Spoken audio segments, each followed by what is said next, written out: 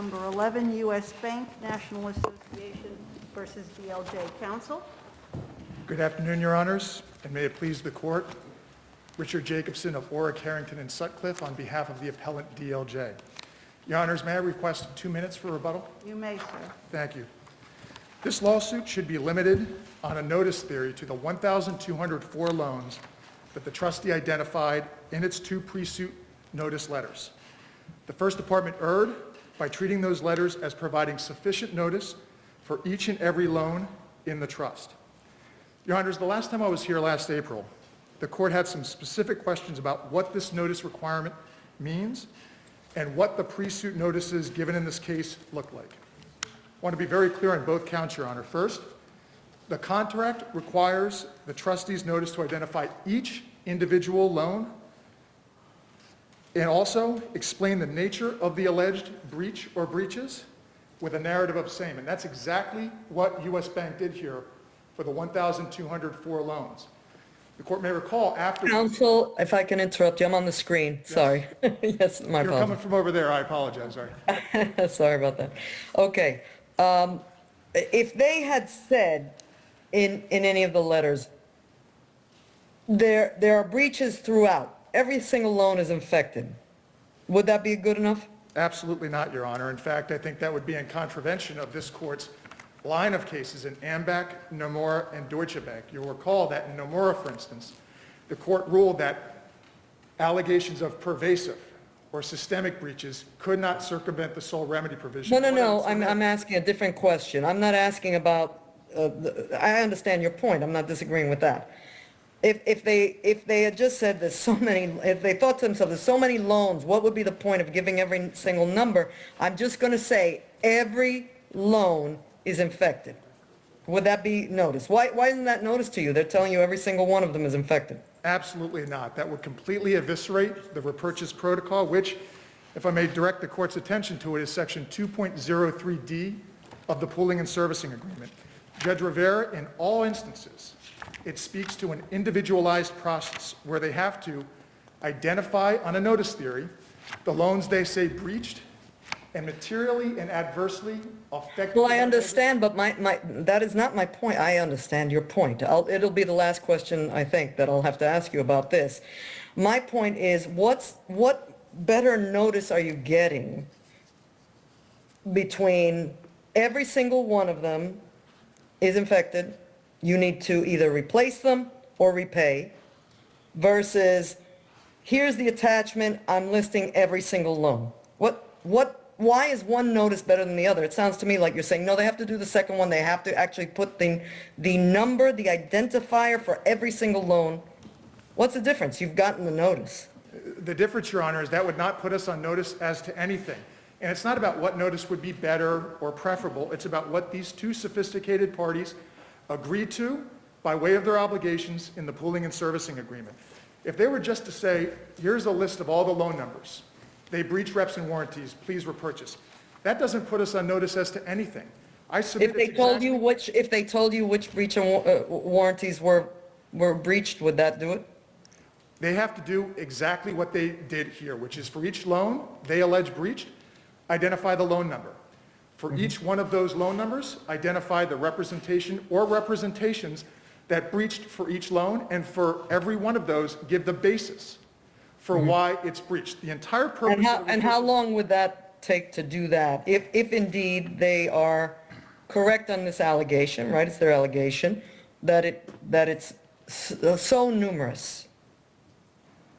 How long would it? I mean, could it really be, I guess you've started now down this road that it is the party's intent. Again, not disagreeing with you, that's the case law. And then we have to look at the rationality of the point that you're making. The logic of it, given the language that you've used. Is it really your argument that what the parties understood was you've got to go into what you've just described for every single loan, even when we're talking about thousands of thousands, perhaps 80%? Your Honor, absolutely. Not only is that their obligation, not only is that the only way the remedial process in Section 2.03D can work, that's what they did. They did that for 1,204 loans, first of all. Second of all, they had access to all of the information at their disposal to do this. In fact, the record is clear that they actually looked at 2,500 loan files prior to the expiration of the statute of limitations. Furthermore, when they have been defendant in cases like this, where they have been accused of breaching the reproaches protocol, U.S. Bank in numerous cases has argued for the exact same individualized process that we are arguing here. Counsel, And lastly, I'm looking at 2.03D or an excerpt of it, and I actually don't see the word each or individual in it. So are you saying that's what the section says, or that's what a plausible reading of the section would lead one to believe? that is the effect and the reading of the statute, Your Honor. They speak to having for each loan to identify how they materially and adversely affected the interests of the certificate holders. It has to be written notice of a breach of any representation and warranty, and that they speak of such breach or removal of such mortgage loan, and the only way they can effectuate a repurchase, cure, or substitution is if they know exactly what loan they're speaking of, and that's why it's an individual process, Your Honor.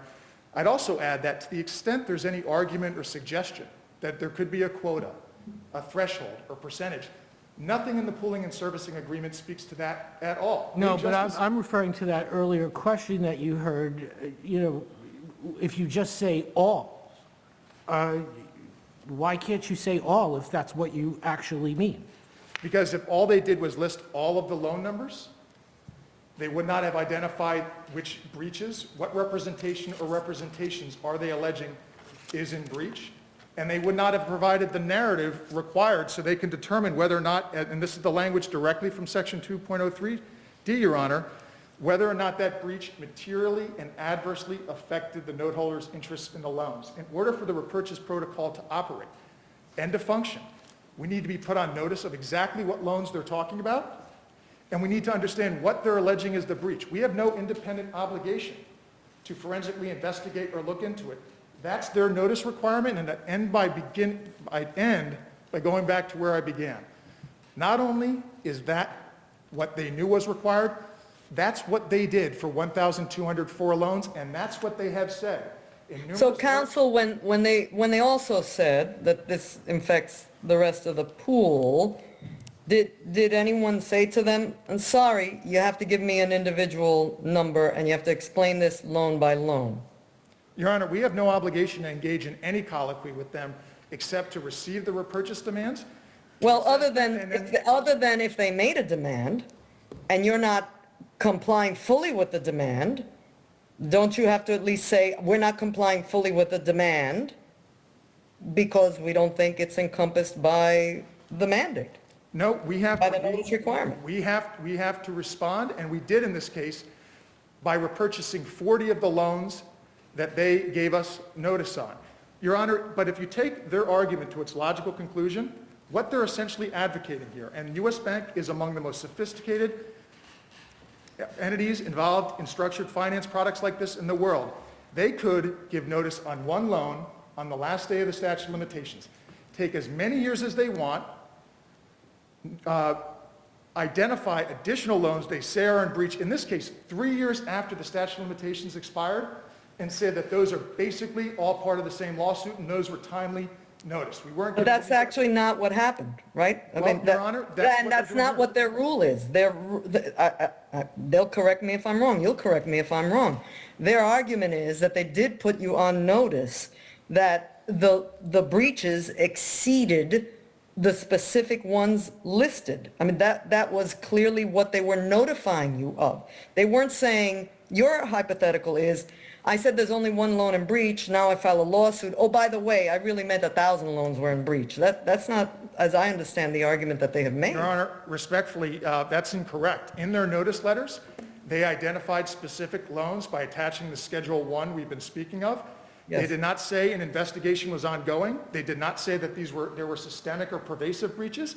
All they said was adhere to your obligations under the contract. That does not put us on notice as to anything, and I see that the red lights are on, Your Honor. Can I just make one final point? Complete your answer. Thank you very much. If their view prevails, that would be in direct contravention of ACE. ACE held that this is not a warranty for the lifetime of the investment, and that's what it would be converted to. Thank you, Your Honor. Thank you, counsel. Counsel?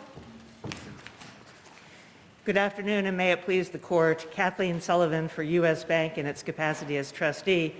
Your Honors, you should affirm the First Department because in our pre-suit notices, we said 1,204 loans breached. We gave detailed examples of the breaches and the reasons why they breached. And we also said in our pre-suit notice letters, we want repurchase of all breaching loans. Ms. Sullivan?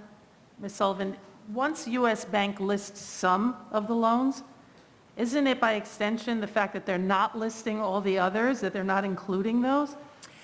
No, Your Honor, but I'd like to spend my limited time saying why we win for a second reason, even if my colleague were right, that we have to list all the loans. So let me take your question, Justice Singas. We list 1204. They're specific. We also, if the contract does require loan-by-loan notice, which you don't need to decide here, we also provided loan-by-loan notice of the additional 480 loans in the expert report. The expert report identifies loan by loan with backup, Judge Rivera, with backup as to what the breaches of reps and warranties were for the 480 new loans. So we provided loan-by-loan notice in this case, on this record, of the 1204 in the pre-suit letters and the 480 in the expert report. So Judge Singas, the only question is, was it too late? The question is not, was it loan by loan? We had loan by loan notice of the 480. It's in the expert report. That's not contested that it's loan by loan. My colleague simply says, it's too late. But So here's- those, I'm sorry, just to be clear, those are the only other loans you're interested in? That's right, Your Honor. This is a case where the only loans at issue are 783 loans. 303 are the ones left over from the 1204 in the pre-suit letters. 480 are new in the expert report.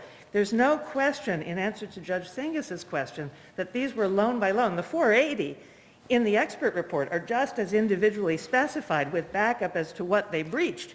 But as doesn't the 1204. 480 that weren't included in the initial pre-litigation letter deprive them of their opportunity to do the cure provisions And of the section? It does not, Your Honor, and here's why.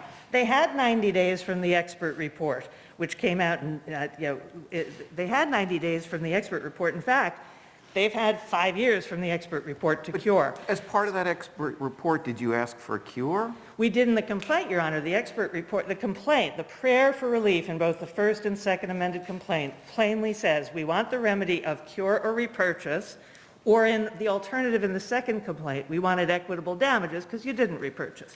Now, what I want to get to is ABSHE, Your Honor, because ABSHE is the key to this case. This court decided in ABSHE that the notice that's required by the contract does not need to occur. As a matter of contractual interpretation, it does not need to occur in the 6-year limitations period.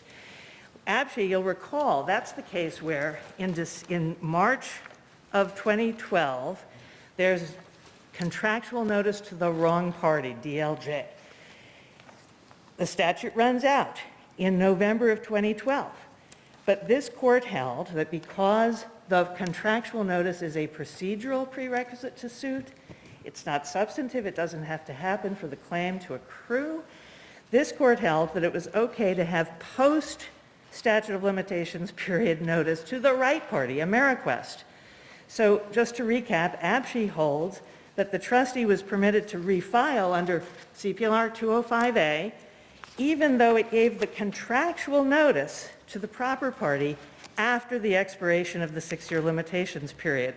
Why? Because the trustee had earlier filed the timely claim before the statute ran, right? The trustee files the timely claim against DLJ, the statute runs, then it's the wrong party. The contract said you had to notice AmeriQuest in the first instance to cure because it was the originator.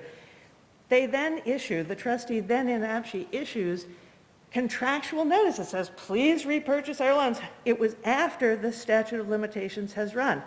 So, Your Honors, if I could just put this all But together. counsel, the foundation of the decision that you're appealing is a relation back theory. That's right, Your Honor. And ABSHE's not, it's 205, it's not really relation back. Your Honor, what I would like to ask this court to do is take ABSHE, the 205A reasoning, and the contractual interpretation in ABSHE, and take one more small step to affirm in this case by saying the same reasoning in ABSHE that led to 205 revival suit also means that in this case, we can have 203F relation back. And here's why. 203F and 205A are based on the same test. They say, was the timely complaint about the same transaction and occurrence or series of transactions or occurrences as in the 205A case, the revival case, or in the 203F case, the newly pled claims? Now, Your Honor, you're exactly right. What I'm asking you to do is say this is a case where there's loan-by-loan notice. The only issue is it allowed to come after the statute of limitations has run? And the answer to that question from APSI is yes. There is no requirement that there be pre-limitations period contractual notice. This court held as much as APSI. And all you need to say here is just as we held that 205A revival action could happen because it was based on the same transaction and occurrence in the timely.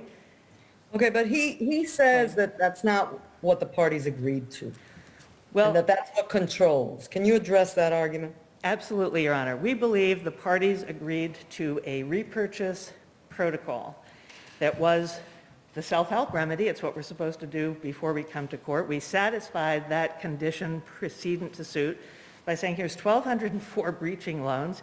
We're still investigating, and we actually want you to repurchase all defective loans. But here we went further. We went in discovery, and we identified specifically 480 more loans. So I think you don't have to decide today if loan-by-loan notice is always required. All you need to decide today is even if, assuming arguendo, loan-by-loan notice is required, here you had it as to every one of the 783 loans. There's 303 left over from the 1204 and the pre-suit letters. There's 480 new ones. You've got individual listing of the loan numbers. All the breaches and warranties are specified. As to those 783 loans, the only question is, are the 480, is the notice too late? So if we had to give you loan-by-loan notice, DLJ, we did. It's been not only 90 days, it's been 826 days since our expert report. That's 5 years. They haven't repurchased. So, Your Honor, if you know, it's a very fair question. Are we using relation back to read the contractual notice provision out of the contract? And the answer is we are not. We are using relation back because once we properly get into court with our pre-suit letters, which said 1,204 loans, individually identified, they satisfied everything Mr. Jacobson asked for. Once we're properly in court, I'm sorry, but it's an RMBS case, but it's like any other So case. you're arguing that each individual loan is a separate cause of action? No, Your Honor, and I'm glad you asked that because the key to our 203F argument is the transaction here is the securitization. We didn't file 783 different lawsuits against every mortgage originator who gave out a bad mortgage and it was foreclosed on. We're suing DLJ as the sponsor because the transaction was securitizing all these different mortgages. The one transaction? One transaction, Your Honor. So then, isn't that the difficulty with applying relation back? No, Your Honor, because the 480 are not 480 separate causes of action. There's one cause of action here, which is the security-contained defective loans. And in fact, even if you view the loans as a series of transactions, they're still all rolled up into the one security that closes. Yeah, but I think Judge Troutman, actually, this is interesting. You're trying to have it both ways. I mean, relation back applies to the cause of action, and now you're trying to apply it here to say, yeah, it's that cause of action, and that's a great question, but you want to shoot in these 400-odd extra loans under the notice provision. How does that relate back as a cause of action? Your Honor, it's a constructive amendment to the complaint. And, you know well, CPLR 3025B and C says there's liberal leave in New York State to amend your pleading. And in fact, 3025C, CPLR 3025C says we can amend, the trial courts, the commercial division in its expert discretion can allow you to amend the pleading to conform to the proof. So it's routine in these cases that the proof turns up some new loans, and then so you amend the complaint. We could amend it at any time. We could move for leave at any time. You amend the complaint under 203-4 to show that these new damages, it's really basically we're increasing the damages, they relate back to the original complaint. Ms. Sullivan, I see your time's running I'm out, but I sorry, wanted to Ron. ask you this question really quickly, okay? In the brief, it's discussed, but I want to give you a chance to flesh this out. How can interest accrue on a loan that's been liquidated? May I answer the question even though my red light is on? You may. Your Honor, the interest doesn't have to actually accrue. When the contract wanted to say that interest actually accrues, it said so. It did not say that in the repurchase price definition of 101.1. That definition said 100% of the unpaid principal balance plus accrued and unpaid interest thereon. It's the balance that the interest is paid on. It doesn't say actually accrued. So they want to read accrued literally, even though it doesn't say actually accrued. They don't want to read unpaid principal balance, which is just a fixed amount of money. It doesn't mean that the loan still has to be in the charge. And it would be, terrible policy to say, oh, the more defective your loans and the more you load up your security with junk mortgage, that you get away from your interest obligations because you've been a bad actor. But I just want to close, Your Honor, by saying there are two ways for us to win. Number one, we win because the earlier questions show when we make pre-suit notice and we say we want all the defective loans repaid, that's pre-suit notice and within the meaning of the contract, saying 1,204 loans plus repay us on all, that's good enough. But I want to give you a narrower way to rule in this case, and I want to just be very clear why you can accept everything my colleague said and still rule for us and affirm. We gave individual loan-by-loan notice of every one of the 783 loans that are issued in this case. 480 of those came up in our expert report. They had 90 days. They had 1,826 days to repurchase them. They didn't. That was good enough to satisfy, Judge Garcia, our contractual obligation. Just so I'm clear, when did you hand them the expert report? I actually, I mean, complaint filed, how long after that? Because you filed on the last day of the statute of limitations, I believe, right? the rebuttal, the case was filed on the, let me give you the dates, Your Honor. Pre-suit letters are long before the statute runs. Pre-suit letters are December 6, 2011, and March 30th, 2012. We filed the case on February 1st, 2013. Yes, that's 6 days from the origin. But, Your Honor, we obviously gave them the Okay, pre-suit so you notice long file in before. February, when do they get this expert report with the notice? There's a back and forth on the experts, but the amended reply expert report with, is February 8th, 2017. So, Your Honor, I'm sorry, and you filed February 8th, 2017 is the rebuttal expert report. and when did you file the complaint? February 1st, 2013. So 4 years later, 4 years after the statute's expired, you file an expert report with them and now saying, now that's notice under the contract? I'm saying that, Your Honor, because this court said so in APSHI. No, Remember, what we said was very different there, and even in your argument, it'd have to accept that we'd have to expand that ruling and apply it in a very different circumstance. But what you're saying, and I still am having trouble with 203F, because 203F applies to a claim. The claim is the breach of the overall contract, but now you're saying we're going to use this 203F to get in 400-odd new notices of individual breaching loans. but Your Honor, as I said in answer to Judge Troutman's question, the 480 newly identified loans are not 480 new causes of action. They just go to the quantum of damages for what we claimed in our original complaint. And just to be clear, the complaint was about the securitization. It wasn't about the originators giving out 783 bad mortgages. It was about DLJ packaging those different loans as a single transaction or as a single series of transactions, and that's what we are adding to. It's routine to amend the pleadings to conform to the proof under 203F when they relate back. And, Your Honor, you don't have to expand APSHI in a very different circumstance. It's the same test. 203F and 205A each say transaction or occurrence. They're fair notice statutes, Your Honors. They're due process statutes. In New York, we have to let them know why we're suing them. We did. We said your security is riddled with bad loans. Here's 1,204 of them.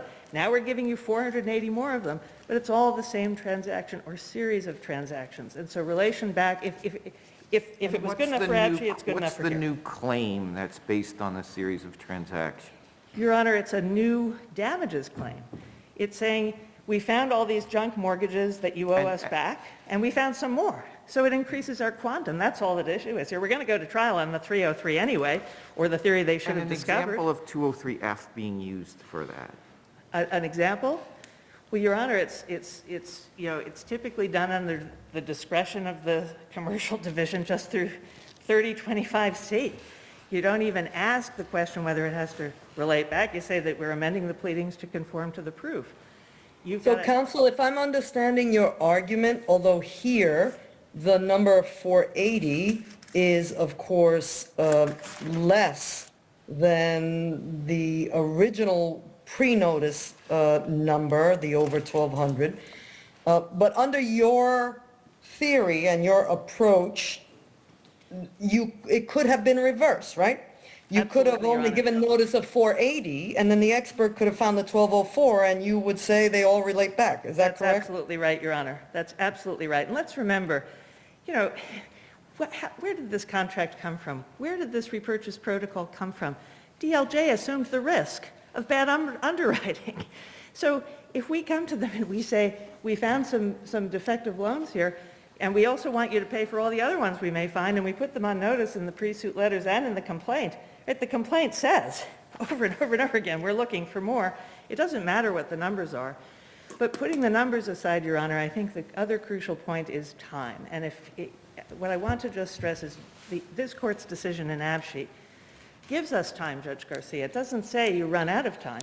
The contract provision doesn't have a 6-year limitations period in it. It's not a substantive precondition to suit. It doesn't have any time limit in it. It just says, give us 90 days. We gave them 90 days. It's now been 826 days since the expert report. They haven't repurchased.